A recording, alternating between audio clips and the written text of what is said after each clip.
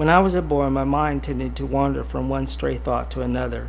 Sometimes I did this while listening to my father rant about some event taking place somewhere in the world.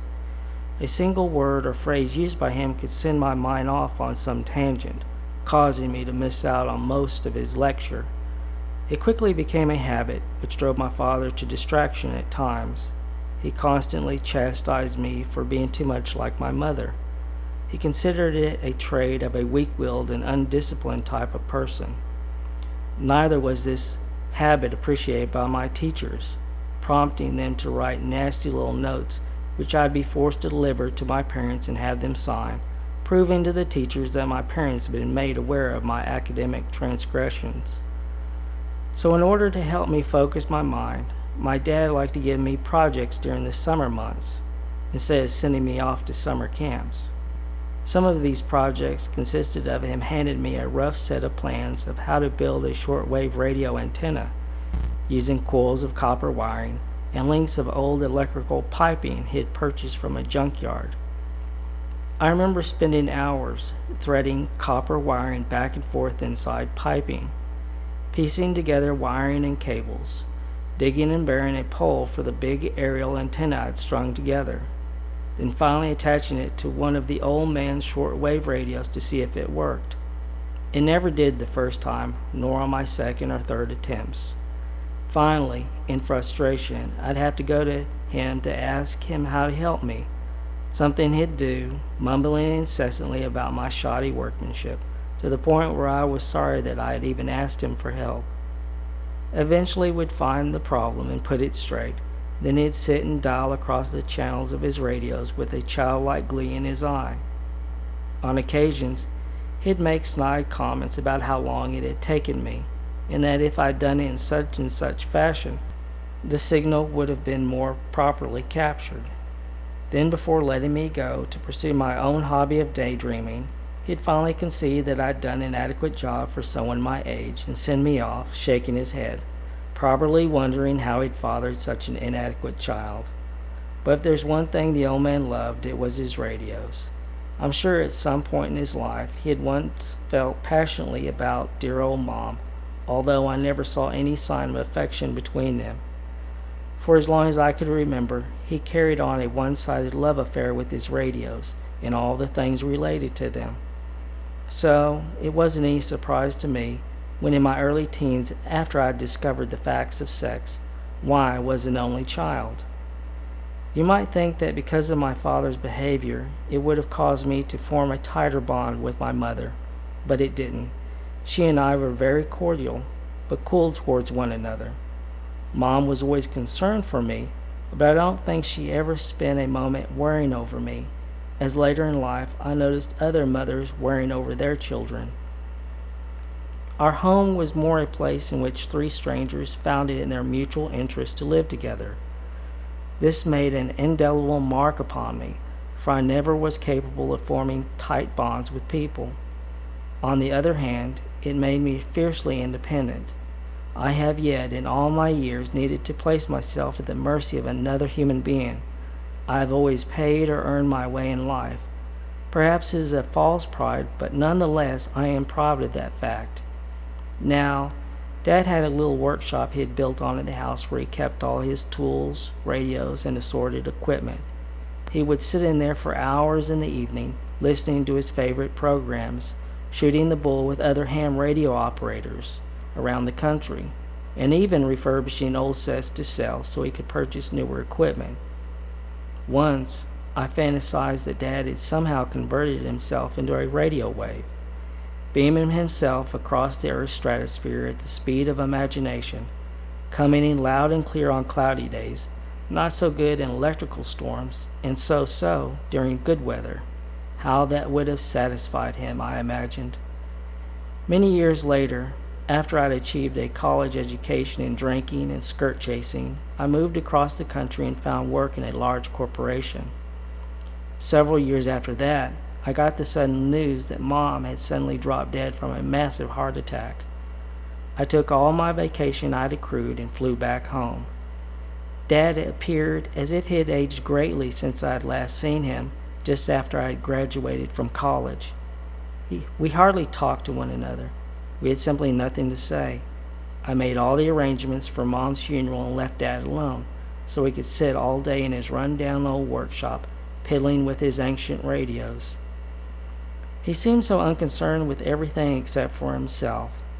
I thought about just leaving him as soon as Mom had been buried, but just moments after her casket had been lowered into the ground, he turned to me and mumbled something about Mom having been a good mother and wife. I wanted to tell him that it was too late for sentiments. She was dead, and far from caring what he thought. But my anger for him had long since turned into pity and indifference, so I said nothing in response. Maybe he did want me to say something, the way he stared at me with his faded, watery eyes. It wouldn't have done any good to tell him what I thought. Silence was my best and most diplomatic answer. Several days later, I wandered out to his workshop and found him with his ear pressed up against the speaker of some old radio. The old wooden thing was as large as a chest of drawers. Dad was busy manipulating the two front dials, trying to tune in a short-wave signal. The back of the radio was open, and I could see the orange glow of the vacuum tubes. Glowing steadily, they sparked a memory from long ago, but I couldn't grasp what it was they reminded me of. He noticed me standing in the doorway and motioned for me to step closer. I closed the door behind me, but I didn't want to get any closer to him and his obsession. "There's nothing to hear anymore," he said. "All the old voices I remember have now gone off the air. There's hardly anyone worth talking to anymore." The old man was commenting about the older ham radio operators he had once talked to for hours. Most of them have obviously passed on or given up radio altogether. "I still listen," he continued, "but there's nothing to hear." Again, I had no response to offer in return. I stood and watched him without feeling or compassion as he futilely tried to tune in an old program that had ceased to broadcast many decades ago. "Before I met your mother," he continued, "I loved to travel in the summer. It didn't matter to me where I went or what I did when I got there. It was just the thrill of traveling I enjoyed. After me and your mother married and you were born, your mother refused to travel with me anymore and made me promise to give it up, which I did. I don't blame her. She was just doing what she thought was right." With that utterance, everything crystallized. I now understand his obsession with radio.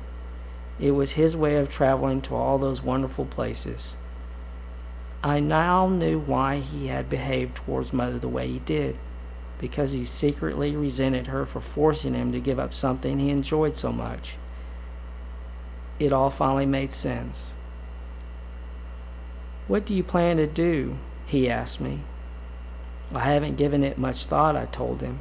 "I've been saving my money and just taking life as it happens."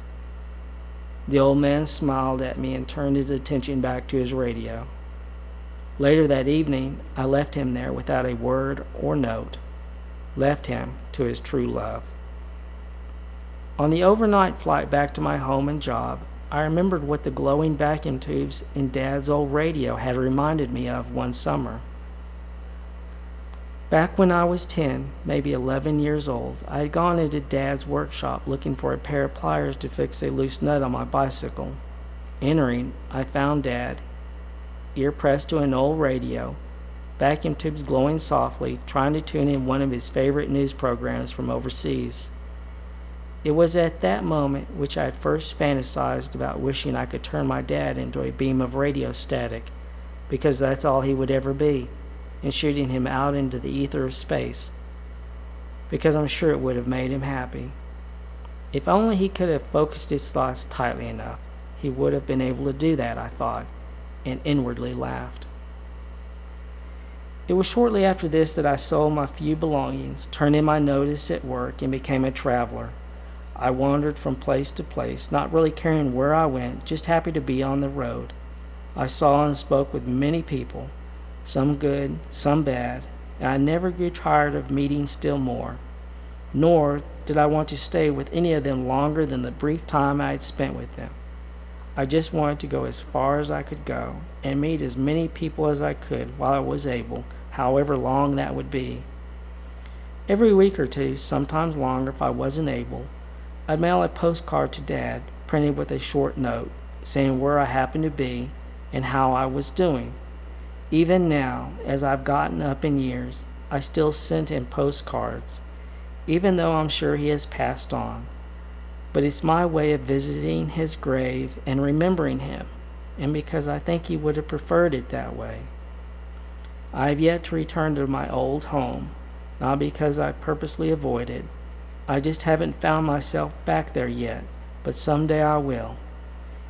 As my mind once wandered from thought to thought, now in the physical, I wander from place to place. I let my feet do the wandering. My mind I keep focused.